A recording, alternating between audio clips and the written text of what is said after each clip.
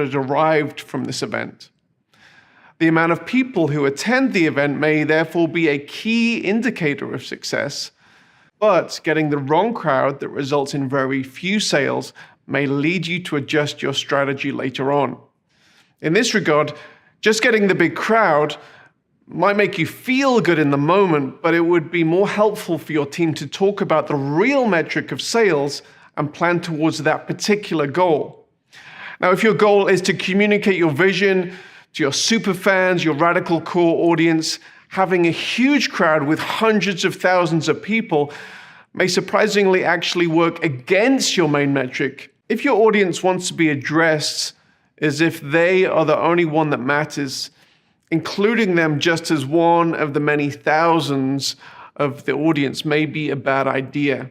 So I want you to think deeply about the metric of success, whether it's online or in person, and work with your team to achieve that particular goal.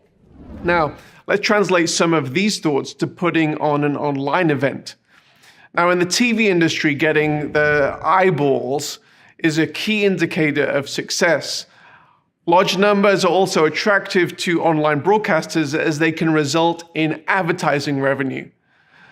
The strategy for engaging your audience online may be the same, simply gathering a big crowd.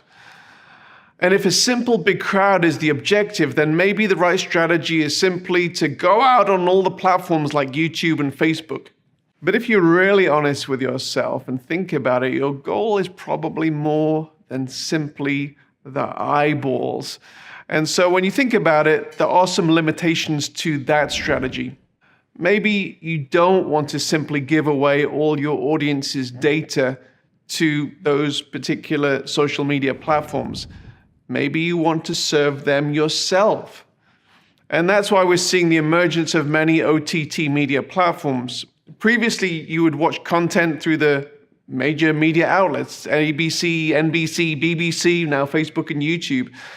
And now the content makers are going, quote unquote, over the top to reach their markets directly. Think about Disney Plus, Discovery Plus, and the multitude of other niche brand video channels who are engaging their core audience directly. Getting to know who your core audience is, your super fans, your radical core, and engaging them around topics that are relevant to their life may be a more efficient and effective way to energize your people, who will then leave the event and immediately sell the vision to 10 more of their friends and therefore grow your superfan radical core. Now, choosing the right type of event is important. There are different types of people, there are different types of objectives, there are different types of events. It's important to understand the difference between meetings. In some meetings, you need to achieve deep collaboration between attendees, while other gatherings are about gathering as many people as you can to mobilize them behind a specific vision. Sometimes you need an intimate fundraising banquet, and other times it's a rock concert that you're after. There's no right type of event which is better than another, but it is important to recognize what you're trying to achieve and choose the right medium to communicate exactly what you need to.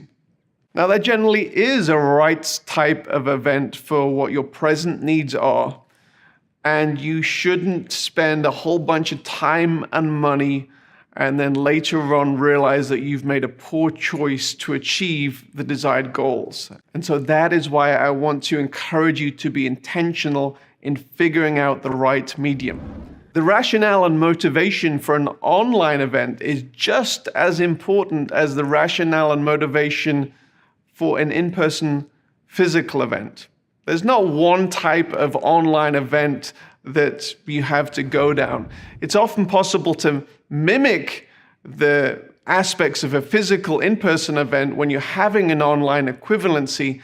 However, it's important to recognize the differences between online and in-person events. Simply being online means you are communicating in another medium, and while this offers many benefits over in-person events, there are similarly many elements that cannot and shouldn't be reproduced.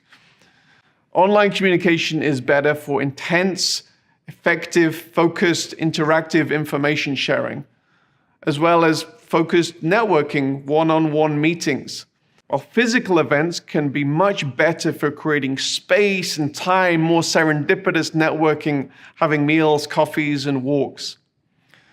Similarly, you will never experience the intense, ear-bleeding, emotionally high experience of being in a mosh pit at a concert online. However, you can experience a perhaps more intimate, artistic experience through a broadcast feed. It's also important that you think in a correct manner about your financial budget. It is so possible for you to lose a significant amount of money in organizing a large-scale event. However, it is important also for you to consider the financial aspects in the right way. As with many endeavors in life, it's also important not to underestimate the potential financial benefits and use false economy in planning your event. Many of the components of a successful event will involve spending, and this includes your stage lineup, your production budget, or broadcast distribution budget. Often your event will only be as strong as the weakest link. For example, you may decide to go big on funding a high-end